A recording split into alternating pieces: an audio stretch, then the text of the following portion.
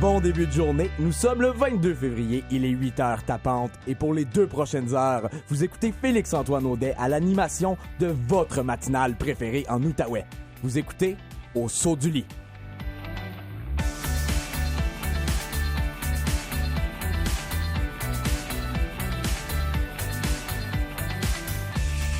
Et évidemment, cette émission-là, elle ne se fait pas toute seule. Aux nouvelles, c'est Nathanaël Paul. Salut Félix.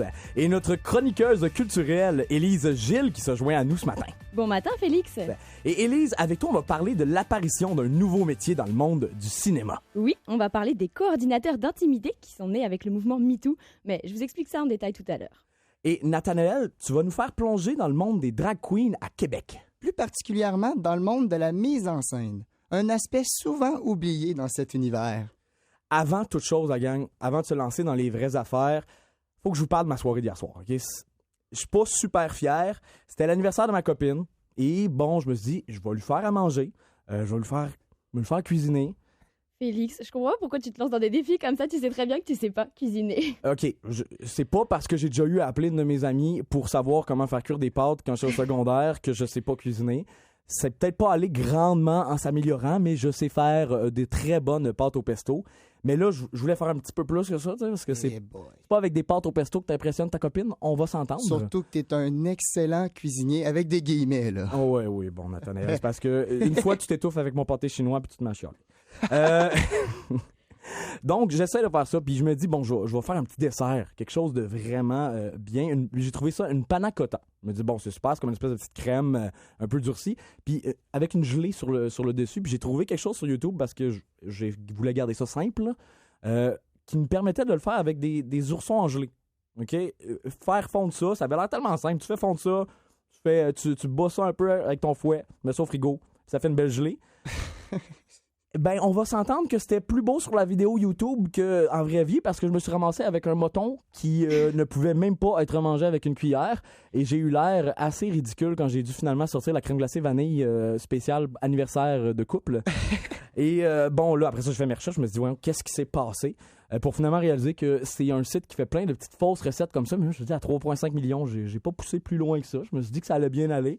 Puis je me suis ramassé les 2 pieds dans les plats. Ben oui, Félix, c'est bête que t'aies découvert ça après que t'aies cuisiné ça pour ta blonde, parce que les fausses nouvelles, c'est hyper fréquent en cuisine, là. Moi, je suis une youtubeuse que j'aime beaucoup qui s'appelle Anna Reardon, et elle est bromatologue, donc c'est scientifique de l'alimentation, et elle fait des tutos de cuisine, et elle s'intéresse aussi aux fake news de la cuisine, et c'est vraiment super intéressant. Et ici, à l'équipe d'Osso du lit, on aime plutôt ça, manger, on va se le dire. Et je pense que vous, les gars, dans vos fils d'actualité sur les réseaux sociaux, vous avez tous déjà vu des vidéos de recettes de cuisine passer. Et bien, Anna Reardon les teste et elle nous montre lesquelles sont impossibles à réaliser. Mais ce qui est super intéressant là-dedans, c'est qu'il y a même des recettes qui sont dangereuses à faire. Et... Mon Dieu, des recettes dangereuses. Je te jure, par exemple...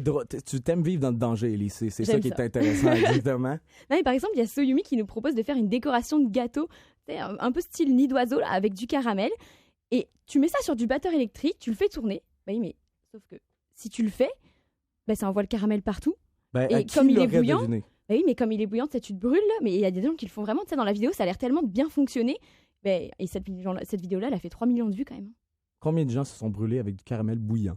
Ça doit être assez spécial. Ça, il doit y avoir assez d'exemples comme ça, parce que moi, là, tu as conté ton histoire, Félix, puis écoute, ça m'a fait rire parce que ça m'a fait penser à une autre histoire. T'es pas le seul qui est un excellent cuisinier avec guillemets, parce que Tu me pardonneras jamais le pâté au chinois, hein? Non, je te le pardonnerai jamais le pâté chinois, mais mon ami a fait pire, parce qu'il m'a invité à aller regarder un match du Canadien chez lui, et là, moi, j'ai accepté, et là, je me rends chez lui, et dans le fond, il me dit « Ah, j'ai une nouvelle recette de popcorn. » Mais je vais faire le popcorn sans sac de popcorn.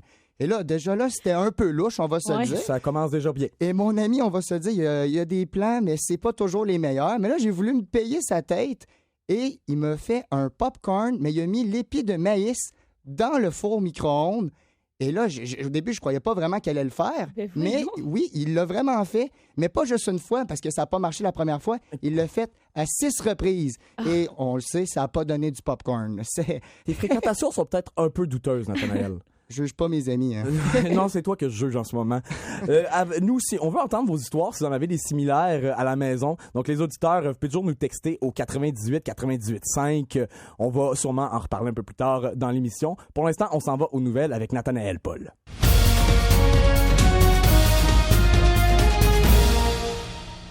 Nathanaël, une grève historique a lieu dans les écoles de l'Ontario. Tous les professeurs et employés des écoles de l'Ontario étaient en grève générale vendredi. Au total, c'est 200 000 professeurs qui manifestaient pour une augmentation de leur salaire ainsi qu'une réduction du nombre d'élèves par classe. La lenteur des négociations avec le gouvernement Ford a poussé les syndicats à mettre leurs menaces de grève à exécution. Il s'agit ainsi du plus gros mouvement de grève enseignante depuis le gouvernement Iris en 1997. La fermeture temporaire du département de l'obstétrique à l'hôpital de Charleville a été annoncée. Excusez-moi. Le Centre intégré de santé et de services sociaux de l'Outaouais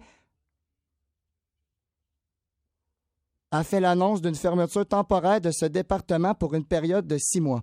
L'hôpital du Pontiac à Charleville est confronté à une grave pénurie d'infirmières depuis quelques mois, d'où la décision de fermer pour un temps le département obstétrique. La direction de l'établissement confirme cependant que les femmes enceintes pourront tout de même continuer d'avoir leur suivi de grossesse et pour ce qui est de l'accouchement, elles devront en revanche se rendre à l'hôpital de Gatineau ou à la maison de la naissance. Nathanaël, les passagers du Diamond Princess ont été placés en quarantaine vendredi à Cornwall. Les 129 passagers rapatriés du navire de croisière touché par le coronavirus ont été conduits dans un institut de formation à Cornwall. Il s'agit de la 2e quarantaine pour les passagers qui ont tous été déclarés négatifs au virus lors de leur premier arrêt à la base militaire de Trenton. Les autorités de santé affirment que les risques sont faibles pour les passagers de contracter le coronavirus. Hier, les autorités ont également annoncé la guérison des 3 cas confirmés de coronavirus en Ontario. 2 importantes perquisitions de stupéfiants sont survenues la fin de semaine dernière. On l'a appris hier, c'est 83 000 comprimés de méthamphétamine et 202 grammes de cocaïne qui ont été saisis dans des résidences de Gatineau et de Val-des-Bois ce dimanche. Les agents du service de police de la ville de Gatineau ont également mis la main sur plusieurs autres stupéfiants ainsi que 10 000 $ en argent comptant. Lors des perquisitions, 2 hommes et une femme âgée de 26 à 35 ans ont été arrêtés par les agents du SPVG. Au sport, un match très intéressant pour les amateurs de hockey de l'Outaouais, alors que les Sénateurs d'Ottawa vont affronter les Canadiens de Montréal. On va se le dire, par exemple, c'est un match avec peu de conséquences sur le portrait final des séries. Il s'agira du 4e affrontement entre les 2 équipes cette saison. Montréal qui a 2 victoires contre une défaite contre les Sénateurs cette saison. Chez les juniors, les 67s d'Ottawa ont finalement renoué avec la victoire hier soir face aux Greyhounds, 5-4 en prolongation. La troupe d'André Tourigny venait de connaître sa première série de 3 défaites de la saison. On le sait, on est dominant du côté des 67 cette saison. Ça aura pris un petit miracle de la part de Joseph Gareffa pour y arriver, auteur de son 3e but en prolongation. 5 points, tour du chapeau. Une très belle soirée de travail pour lui. Élise, sur la scène culturelle, le gouvernement Legault a annoncé hier un allongement de 10 millions de dollars américains pour 3 films tournés au Québec. Cette somme offerte au réalisateur Roland Emmerich s'inscrit dans la démarche du gouvernement Legault qui souhaite attirer les producteurs étrangers. En échange du financement de ces films, le réalisateur allemand Roland Emmerich devra tourner ses 3 prochains films, ses 3 prochains longs métrages au Québec et verser une partie de ses recettes à la province. Cet échange devrait permettre d'embaucher près de 800 personnes. Et rappelons que cette entente survient près de 2 mois après la visite de François Legault en Californie. Le ministre avait alors rencontré les grands noms d'Hollywood pour promouvoir le Québec en tant que place de choix pour des tournages. Nathanaël, il y a du beau soleil ce matin. Dis-moi que ça va continuer, s'il te plaît. Si tu veux des bonnes nouvelles, Félix, tu vas en avoir pour ton argent avec du soleil et des températures chaudes pour toute la fin de semaine. On a eu des journées froides au cours des derniers jours, mais bonne nouvelle, on aura des températures au-dessus du 0 degré jusqu'à lundi. Pour l'instant, il fait moins 10 avec ciel ensoleillé dans la région d'Ottawa. Et sur la circulation, évidemment, on est samedi, il n'y a pas trop de problèmes sur les routes. Il y a un léger bouchon sur le boulevard des Allumetières à la hauteur de la 50. Rien de bien grave cependant. Vous ne serez pas ennuyé longtemps. Si vous êtes témoin d'un accident, contactez-nous en studio au 98-98-5 par message texte ou au 819-561-8801 par téléphone. Nous, Élise, ce que je veux que tu me parles, c'est le jury qui assiste au procès d'Harvey Weinstein depuis le 22 janvier. Il a délibéré. Ils sont en accord avec 3 des 5 accusations à l'encontre de l'ancien réalisateur. On rappelle qu'il est mis en cause pour viol et agression sexuelle. On le sait, cette histoire a permis de lancer une vague assez importante de révélations sur les violences sexuelles, notamment dans le monde du cinéma avec le mot-clic MeToo. mais ça a aussi fait naître un nouveau métier dans le milieu, et c'est celui de coordinateur d'intimité. Oui, c'est un métier qui n'existait pas avant. Il y avait des rôles similaires dans le théâtre et sur les plateaux télévisés et les plateaux de cinéma, c'est très récent. Les gars, on en a discuté un peu ensemble tantôt, mais est-ce qu'avant, vous en aviez déjà entendu parler et est-ce que vous aviez une idée de ce que c'était? Ben, tu m'as mentionné que tu allais me parler de ça, mais honnêtement, c'est assez c'est très vague dans mon esprit. Oui, moi aussi, j'avais aucune idée. Si tu m'avais demandé ça, j'aurais pensé, premièrement, quelqu'un qui gère les relations dans les films, les conflits. Ouais, bah c'est un peu ça, t'as un peu raison. En fait, ils sont surtout là pour assurer la protection physique, sociale et professionnelle des acteurs lorsque des scènes liées au sexe sont tournées. Donc concrètement, ils sont sur le plateau de tournage durant le tournage des scènes et ils supervisent ces scènes justement. Alors auparavant, ils récupèrent les scripts des films et ils soulignent les passages où ils vont devoir intervenir. Et après, ils échangent avec les réalisateurs et les producteurs pour discuter de ce qu'ils attendent vraiment. Quand tu parles de scènes où ils veulent intervenir, on parle... Donc, j'imagine, si on parle de MeToo, on parle là, des scènes à caractère un peu plus sexuel. Là. Oui, vraiment. C'est vraiment des scènes, soit où les personnes ont un rapport, ou soit, par exemple, même juste des scènes où un acteur doit en embrasser un autre. Ça peut être des scènes de tout. Donc, vraiment, dès qu'il y a un inconfort de la part d'un acteur. Dès qu'il pourrait y avoir un inconfort, etc. Et par exemple, ces coordinateurs d'intimité, ils doivent aussi préparer du matériel en amont pour le tournage. Ça peut être des vêtements de couleur chair, du lubrifiant, des sprays buccaux ou des coussins. Mais ils peuvent même parfois aussi demander l'aide des départements costumes et maquillage pour réaliser des prothèses de sexe masculin, par exemple. Mais du coup, un des rôles principaux du coordinateur d'intimité, c'est surtout de s'assurer que les acteurs sont consentants. Donc, ils discutent avec eux de ce qu'ils veulent faire ou pas en termes de nudité, de position, etc. Et il y a des contrats légaux qui sont signés, notamment une clause de nudité. Et les coordinateurs sont donc présents sur le tournage pour vérifier que tout ce qui a été établi est bien respecté.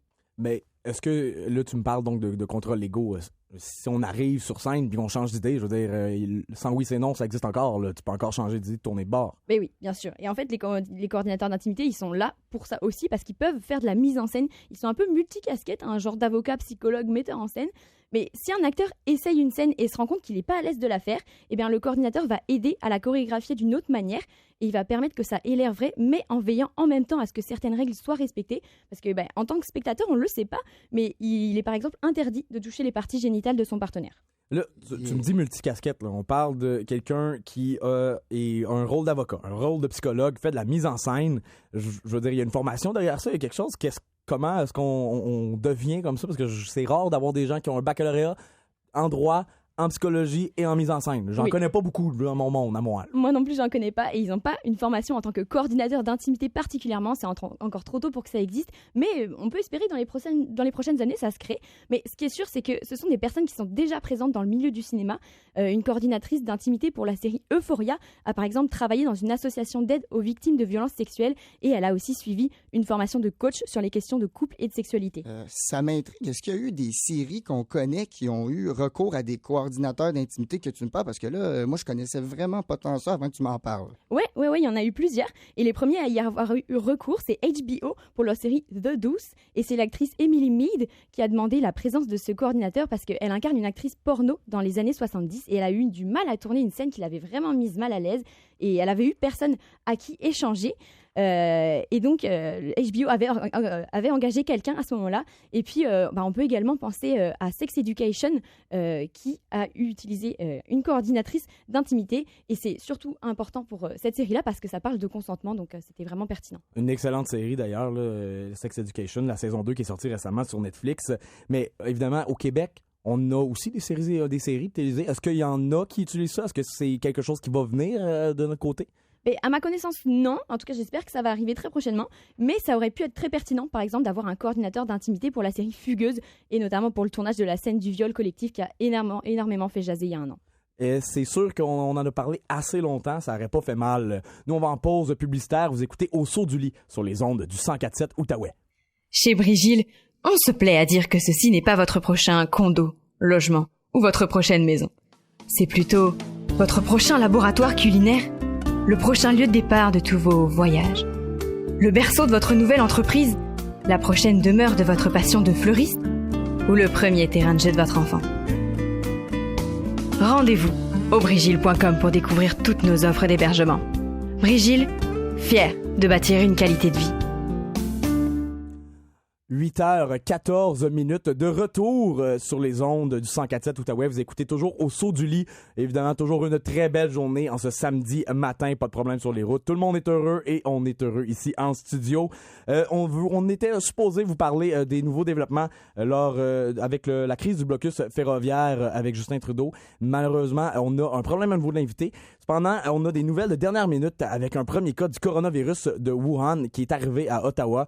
Un nouveau cas qui est arrivé. On a un cas en isolement à l'hôpital d'Ontario. Et pour en parler, on reçoit David Poitras, le porte-parole de l'hôpital général, qui va être avec nous.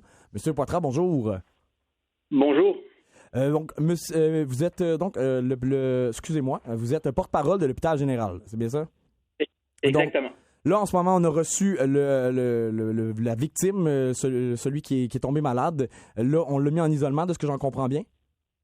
Enfin, on a un premier patient qui s'est présenté aux urgences au courant de la journée d'hier avec des symptômes s'apparentant à ceux du coronavirus. On a fait une batterie de tests au courant de la nuit et puis les résultats sont revenus positifs. Il faut savoir que ce patient-là, du moment qui s'est présenté aux urgences avec ces symptômes-là, il était placé en quarantaine et puis il le demeure pour le temps où est-ce qu'il sera atteint du coronavirus, donc au courant des prochains jours pour au moins 2 semaines.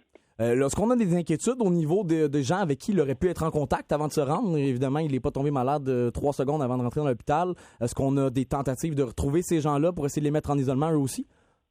Exactement. En fait, on est en train de faire la chronologie des déplacements de ce patient-là au courant des 10 derniers jours parce qu'on sait que la période d'incubation du virus est de 2 à 10 jours. Donc, on est en train de faire ces vérifications-là et puis on pourra intervenir au besoin auprès des gens qui ont été en contact avec cette personne-là. Pour le moment, j'ai pas plus d'informations à savoir exactement quels étaient les déplacements de cette personne-là au courant des derniers jours. Ce qu'il faut savoir, là, c'est ce qu'on recommande en même temps aux citoyens, aux gens de l'Outaouais et d'Ottawa, c'est de se laver les mains fréquemment et puis si on a une petite toux là, de tousser dans le pli du coude comme on va le faire avec un rhume ou avec une grippe là, parce que c'est un petit peu les mêmes symptômes. Le niveau d'inquiétude, est-ce qu'il commence à être élevé? Là? On parlait du coronavirus, ça semblait distant pour tout le monde. Et là, soudainement, il est là. Il est à nos portes. Je pense qu'il va y avoir une mini crise de panique à avoir. Est-ce qu'on a à s'inquiéter du côté des citoyens d'Ottawa? En fait, on comprend parfaitement là, que ça peut paraître inquiétant, là, mais juste de rester un petit parallèle. Là, c'est un virus qui ressemble beaucoup à celui de la grippe. La grippe tue à chaque année plusieurs personnes et puis on s'en inquiète pas. C'est un petit peu le même genre de virus en tant que tel. Là. Donc c'est quelque chose qui va être peut-être plus dangereux chez des patients un petit peu plus jeunes ou un petit peu plus vieux, mais qui se traitent très bien avec du repos et avec une attention médicale particulière. Ce qu'il faut savoir, là, c'est qu'il y a la plupart des gens qui contractent ce virus-là s'en remettent très, très, très, très, très bien avec du sommeil, du repos pendant plusieurs jours et puis l'hydratation quotidienne. Donc, il n'y a pas d'inquiétude à avoir particulièrement. Nous, de notre côté, on prend les précautions nécessaires pour éviter la propagation du virus. Comme je vous disais un petit peu plus tôt aujourd'hui, la personne qui a un cas son cas est confirmé, est en quarantaine et puis n'a pas contact avec personne. Notre soin hospitalier s'occupe à lui prodiguer les soins nécessaires là, pour la remettre sur pied et puis qu'elle puisse quitter l'hôpital au courant des prochains jours. Il reste que le coronavirus, c'est quand même une grosse... on le sait, ça fait quand même des ravages en Chine. Là, en ce moment, oui, je comprends que c'est une maladie qui s'apparente à la grippe et qui se traite bien, mais il doit quand même y avoir des réactions gouvernementales qui se font maintenant qu'on a un premier cas déclaré ici au Canada. Où est-ce qu'on s'enligne là, au niveau des associations des médecins et du gouvernement? Bien, vous savez, nous, on est toujours prêts à ce genre de situation-là. On a des protocoles qui sont mis en place. Et puis, nous, de notre côté, à l'hôpital d'Ottawa, puis dans tous les autres hôpitaux de la région, et puis, j'oserais dire, dans tous les hôpitaux du pays, on est prêts à faire face à ce genre de situation-là. Donc, aujourd'hui, on fait part d'un premier cas dans la région ottavienne. Et puis, ben, le protocole a été mis en place. Et puis, cette personne-là est en quarantaine, pardon. Nous, on suit la situation de près, puis on est prêts à intervenir au besoin s'il y aurait d'autres patients qui seraient infectés par le virus. Mais comme je vous dis, si on a une suggestion à donner aux citoyens, là, c'est que la peur, elle est une très mauvaise conseillère là, dans ces cas-là. Et puis, de prendre le temps de se laver les mains et puis d'éviter de mettre ses mains au niveau du visage et de la bouche, c'est la meilleure mesure que vous pouvez prendre pour éviter de contracter, oui, le coronavirus, mais n'importe quel autre virus qui court dans les centres d'achat, dans les écoles et puis dans les transports en commun. Donc, c'est des précautions à prendre. Oui. C'est ça qu'on donne Mais pour terminer, M. Poitras, une dernière petite chose à regarder avec vous. Oui, évidemment, on ne veut pas faire de panique là, au niveau du coronavirus, mais reste qu'on s'entend qu'il va y avoir beaucoup plus de visites aux urgences qui vont suivre. Est-ce qu'on va être prêt à répondre à ça, les hôpitaux? Après, dans la région d'Ottawa, on est très, très, très prêt à accueillir ces gens-là. Et vous savez, le réseau de première ligne là, est très efficace dans la région. Donc, on est prêt à recevoir les gens et puis faire les tests au besoin. Comme je le disais un petit peu plus tôt, si il y a des gens qui ont des symptômes qui s'apparentent à ceux de la grippe, donc des douleurs musculaires assez intenses, une fièvre forte et puis de la toux, on vous demanderait de vous diriger vers les urgences là, pour qu'on puisse évaluer votre cas. Puis, comme je vous dis, c'est à prendre au cas par cas. Puis les symptômes s'apparentent beaucoup à ceux de la grippe là, et non du rhume. Un grand merci, M. Poitras. C'est tout le temps qu'on avait. C'était David Poitras, porte-parole de l'hôpital général d'Ottawa. Donc, on suivra évidemment cette nouvelle de dernière heure. Ça risque de faire jaser, évidemment, dans la capitale nationale. Nous, pour l'instant, une autre chose qui fait parler à Ottawa, vous le savez, je deviens assez facilement irritable lorsqu'il s'agit de la vie privée. Je considère qu'on en a tous le droit, notre petit jardin secret, mais ça semble ne pas être le cas de tout le monde, évidemment, parce qu'on en parle à chaque émission, j'ai l'impression, ou presque, là, que ce soit Facebook, Mark Zuckerberg ou compagnie. Mais là, c'est le service de police d'Ottawa qui s'en mêle de notre vie privée avec l'annonce qu'on va avoir une enquête nationale sur la protection de la vie privée face au logiciel Clearview AI, qui est un logiciel de reconnaissance faciale qui a été créé en 2017, qui a une banque de photos d'environ 3 milliards de photos. Le petit problème avec ça, c'est que ces photos-là ont comme été prises illégalement, supposément selon le New York Times, sur les réseaux sociaux comme Facebook, Instagram, donc sans le consentement des réseaux sociaux, sans le consentement des utilisateurs, même que Facebook, Instagram ont envoyé des injonctions pour demander à ce qu'on retire les photos de leur système. Et là, moi, ce qui m'énerve le plus avec ça, c'est le manque de transparence et la langue de bois qu'on a du côté des services policiers, parce que il y en a plusieurs qui ont admis avoir utilisé ce service de reconnaissance faciale. Du côté de Toronto, Ottawa, on dit qu'on l'a testé et j'ai des bons gros guillemets à mettre là-dessus. Du côté de Montréal, on veut pas confirmer ou infirmer qu'on l'a utilisé. Je vous fais la traduction, là, langue de bois à français.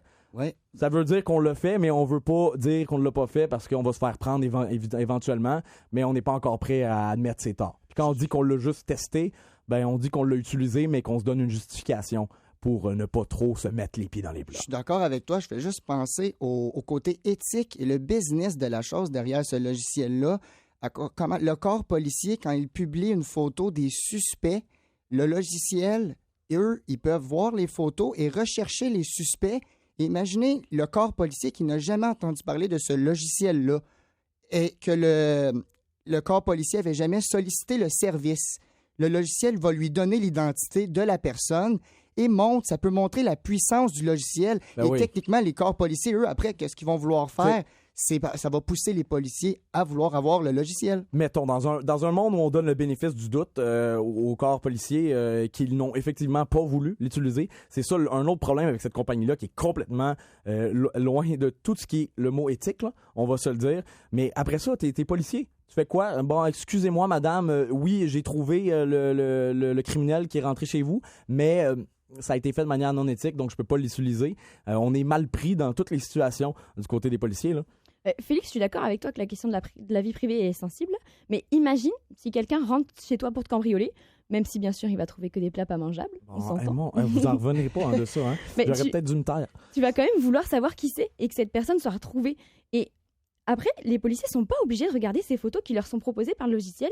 Et même s'ils le font et que ça fonctionne, moi je pense qu'ils peuvent y gagner énormément de temps, surtout, pour résoudre les enquêtes plus facilement. Parce qu'on se plaint tout le temps que la justice et que les enquêtes policières sont longues, mais ce serait vraiment une solution.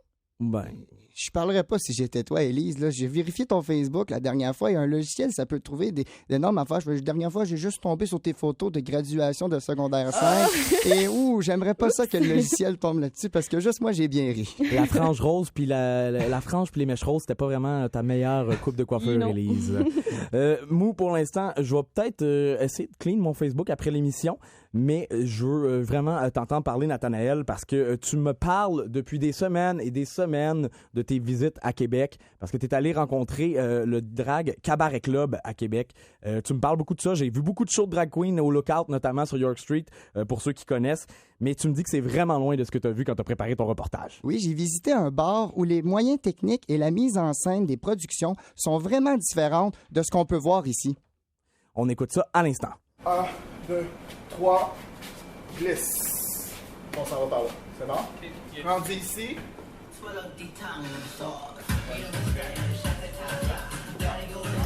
On se penche. Pac.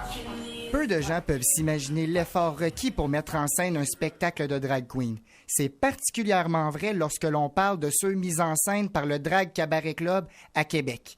Celui-ci accueille des productions plus complexes les unes que les autres à l'aide de son directeur artistique, Daniel Albornoz, en poste depuis 3 ans. Pour lui, l'accent mis sur la mise en scène et la production est ce qui différencie son cabaret. Personnellement, j'ai voyagé quand même beaucoup et j'ai vu beaucoup de spectacles. Puis, sincèrement, la technique et tout ce qu'on monte ici, c'est un niveau différent. Donc, pour nous, oui, la mise en scène est vraiment très importante. Fait que tout ça, c'est coordonné, genre les danseurs, le chorégraphe, combien que chaque personne va être payée, les entrées-sorties, les costumes, qu'est-ce qu'on loue comme technique d'autres à part de celles qu'on a déjà, les artistes qui vont être là, qui est placé où, qui rentre où. Ces questions sont d'autant plus importantes au Drag Cabaret Club puisqu'on accorde une grande importance au fil conducteur d'un spectacle. Pas question de présenter des numéros sans lien les uns après les autres. Cependant, ce fil conducteur ne se trouve pas toujours facilement.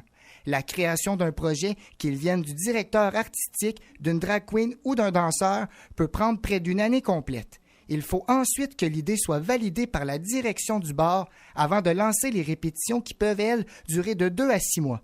Et quand les pratiques débutent, c'est là que le vrai travail commence. Le dernier mois, les pratiques commencent à se multiplier, genre, intense. C'est la dernière semaine, on peut avoir comme une pratique à tous les jours, une pratique qui dure genre 4-5 heures. Quand il faut, là. Et comme pour tous les artistes, on n'est jamais à l'abri du syndrome de la page blanche. Daniel Albornoz en est lui aussi victime. Des fois, ça me fait angoisser de ne pas trouver de nouvelles idées de spectacle. C'est comme, là, j'ai pas d'idée. On dirait que mon côté créatif, il commence à capoter un peu, là, puis je fais genre, j'ai tout épuisé.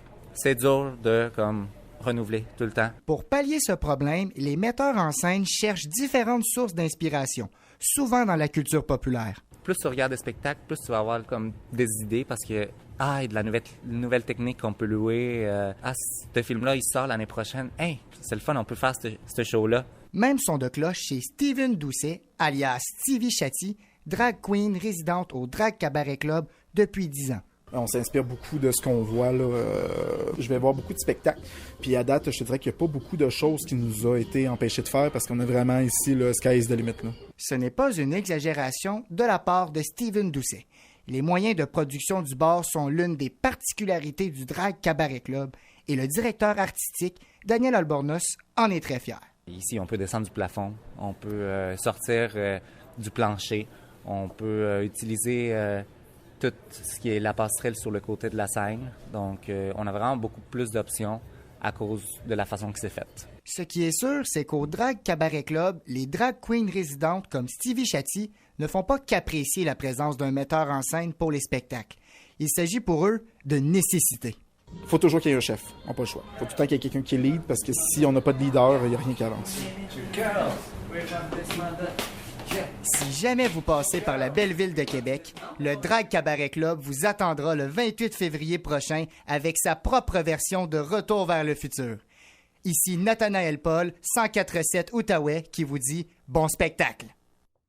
Hey, Nathanaël, on se fait un petit voyage jusqu'à Québec pour aller voir Retour vers le futur, nouveau genre? Tu le regretteras pas, Félix, puis je veux pas rien te gâcher, mais tu risques de voir Stevie Chatti déguisé en doc descendre du plafond. Je pense que je serais plus trop capable de regarder Retour vers le futur de la même manière si on fait ça personnellement. Nous, on va bientôt aller en pause musicale, mais je pense que c'est Cindy, il y a un texto qui est rentré. Oui, c'est Alexis qui nous a envoyé un message par rapport aux recettes dont on parlait tout à l'heure. Et il nous dit « Moi, j'ai testé une recette de flan où il fallait juste mettre des œufs, du lait et des guimauves, puis faire chauffer le tout au micro-ondes dans une vieille bouteille de lait en carton. Quand j'ai sorti le carton, j'avais un genre de pâté pas mangeable. » Oui, ça m'étonne pas en même temps. Vu la recette, ça avait Ouais, l'air ben là, très bon. en même temps, je suis pas à parler. Le gars qui a essayé de De la faire une gelée compétition, avec de la des... compétition. Non, c'est sûr. Mais je pense que c'était prévisible un peu. Hein, on va se le dire. Nous, on va vous inviter à nous donner, continuer à vous donner nos histoires et à nous conter ce que vous avez à nous conter. On s'en va en pause et en revenant, on va parler évidemment du blocus ferroviaire avec Justin Trudeau. On a été en contact avec Geneviève Tellier. Merci d'avoir été des nôtres. On se revoit après la pause.